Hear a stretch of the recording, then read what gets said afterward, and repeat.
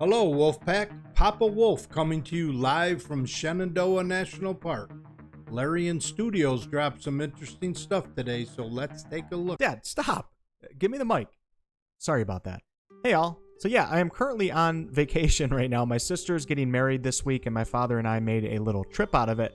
But hey, when we get Baldurs Gate 3 news, it doesn't matter if I'm on a 10-mile jog down the pristine sands of a California beach with David Hasselhoff. I am here for you. Some of you might think that's a bit of a dad joke, but honestly, I thought of that myself. Now, excuse any quality drops in this video as I'm not home and I'm not using my normal setup, and everything is much cheaper and much more portable, and the audio is just probably going to sound like crap. So yeah, Larian Studios dropped a really cool tweet today, and it says, 15 years before the events of Baldurs Gate 3, the streets of the city ran red with blood. Tavs, we need your help. Will your sharp analytical minds unravel these heinous killings before the murderer strikes again? And as you can see, there is a video that came with this tweet, which we'll watch in just a minute. And there's also a link to bloodandbaldursgate.com, which I will leave below in the video description. And this is an online interactive murder-solving RPG that will be powered by us, the community. It's going to run for 3 weeks with daily weekday updates from Larian. So by the time that some of you are watching this, there's probably already going to have been a few updates to the murder case. Now, I do want to point out that since it's running for 3 weeks, that does bring us right up to the panel from hell on July 7th. So I'm assuming that the panel will tie into this murder mystery, but I could be wrong. All right, let's check out this short video and then we'll walk through Larian's interactive map together and figure out how to play this game. In the shadows of the lower city streets, a darkness grows. It begins with a scream. Murder. Greetings, detective. With your keen eye for detail and sharp analytical mind, you possess the essential skills needed to unravel this heinous killing before the murderer strikes again. Will you become the hero this city needs, or the next lamb brought to slaughter? Plumb the depths of the lower city for clues, interrogate witnesses and questionable locals, and find the murderer before time runs out. Good luck, detective. And may the streets of Baldurs Gate reveal their secrets to you before it's too late. So cool little video right there, and as you can see, this does bring us to an interactive map of the city of Baldurs Gate, and I should note here that this is the same map as the one in the D&D Adventure module Descent into Avernus. I'm not sure if this is going to be the in-game Baldurs Gate 3 map or not, but I doubt that Larian would be using this in BG3 marketing if their game map was not at least somewhat similar to the city's layout. As you can see, we have the outer city, the upper city, and the lower city right here, which is where our murder case is starting us out. There is a tutorial for this on the website, but I've already gone through it, so I'm just going to show you how to play. It's not really that complicated. So we're on the case file tab right now, which is where our interactive map is, where we can get information on our investigation, and also where we get the latest dispatches to help us solve this case. Please note that this case starts in the summer of 1477 DR, and BG3 is in 1492. Now, as of now, we don't know if this case will tie into the game itself or how they're going to do that, but this is 15 years before the events in Baldurs Gate 3, at least at the start of this case. Now, it's also 20 Kithorn or Kythorn, I'm not sure how you pronounce that, and in the Forgotten Realms, this is the summer solstice, the longest day of the year. Since this is a murder mystery case, I'd say that all of the details matter here. On the bottom of the map, it shows us a little dot that marks the day, and this dot is on a timeline that is clearly going to progress forwards. And there are 35 dots in total if you scroll it over. Now, I'm not sure what that means because this minigame is supposed to last 3 weeks, so around 21 days. So each dot must not represent a single day on this timeline. You'll also notice in the top right that we have our very own satchel, which does have inventory space, kind of like we are playing a video game. We currently don't have anything in our inventory yet, but there is certainly a lot of space, so as this case develops, I'm sure it will start to fill up with interesting items to help us solve the case. In the bottom right, you can see how much time is left for you to vote on where you want this investigation to go to before it updates and moves on to the next part of the case. Some of you will be watching this video, like I said, after the case is already updated a few times, but it does run for 3 weeks, so there's plenty of time to jump in and help us solve this murder.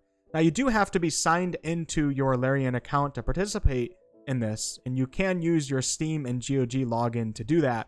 I'd say it's probably worth having a Larian account, not just to play this minigame, but it also allows you to access cross-save and cross-progression features for BG3 and a few other things.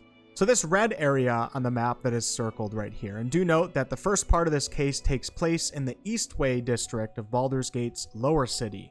The red area is where the body of the victim was found, and the 2 white areas are the locations that the community will vote on, and whichever location gets the most votes is where the case will be taking us in the next update, I'm assuming. So yeah, it is a bit of an RPG here. Let's check it out by starting in the red area of Sailor's Crossing. So on the day before, on the 19th of Kithorn, is when this body was found, or perhaps when the murder was committed. The saltwater scent of the harbor cannot mask the overwhelming smell of blood in the air. In the middle of a cobblestone plaza by the pier, a tiered fountain sprays fine mist into the air. At the base is a finely dressed elf impaled on an anchor. So now we know that our victim is an elf, and this victim was probably killed by an anchor, but we're not entirely sure because this could just be a cover-up for the actual way that the murder was committed. But I should also say a possible suicide. You never know with Larian. Blood pools around the body. Over the sound of lapping waves, someone can be heard retching nearby. Now onto the victim paragraph. On closer inspection, the anchor has been driven through the elf's torso. Whoever committed this atrocity did so with brutal force. So we should take note of everything that Larian is telling us here to help us solve this case. And if someone actually did kill this elf with an anchor, they clearly had to be quite strong to do so. So that may make us think of things such as a barbarian that is raging or something along those lines. Fresh blood continues to seep from the large wound, soaking through a silk tunic and onto an elven-engraved coin pouch still attached to a leather belt. So that tells us that the motive wasn't coin, or it wasn't a robbery, or so we think. At least it wasn't a robbery for money. And also, a lute lies within the grasp of the young victim, never to play a tune from its owner again. So perhaps this elven victim was also a bard. Pristine water flows down freely. A few copper pieces have been thrown into the bottom by wishmakers, but nothing out of the ordinary. Cobblestones. Blood collects around the cobblestones like a network of crimson veins. A faint boot print points towards the direction of Fisher's Wharf, so we have to remember that, of course. And then retching sounds. On a street corner at Admiral's Way, a man props himself with one hand against the building wall. So now let's head to the 2 white areas, which we do get to vote on with our knowledge that we have an elven or elvish victim, elvish, perhaps a bard, who looks like he was murdered forcefully by an anchor, but not for coin. He is also wealthy, so perhaps he's from the upper city. Now here at the Fisher's Wharf, it says, you make out a weathered houseboat moored to a creaking pier. Perhaps its occupant saw something. And here's a more zoomed in view of the picture so you can see it a little bit better. And the occupant of this houseboat is doing something, I think that's a mortar and pestle with like a potion vial that appears to be filled with blood. And on first glance, especially with all of this red that Larian has added to the pic, it definitely looks a little bit suspect. I don't think all of the red is blood here. Actually, I'm fairly certain that it's not, but some of it probably is. The other white area is Admiral's Way. A loudly retching man barely contains his insides as he leans against the salt-strewn wall. Maybe he knew the victim.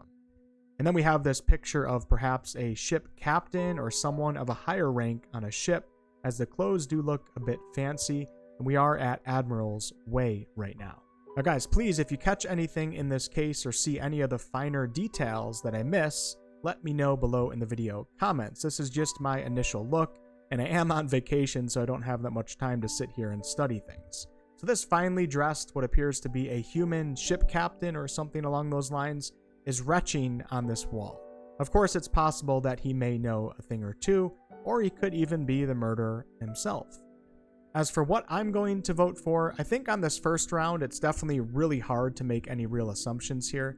And I think you should probably just vote for whatever you feel that you want to vote for, as the numbers will decide where we go as a community.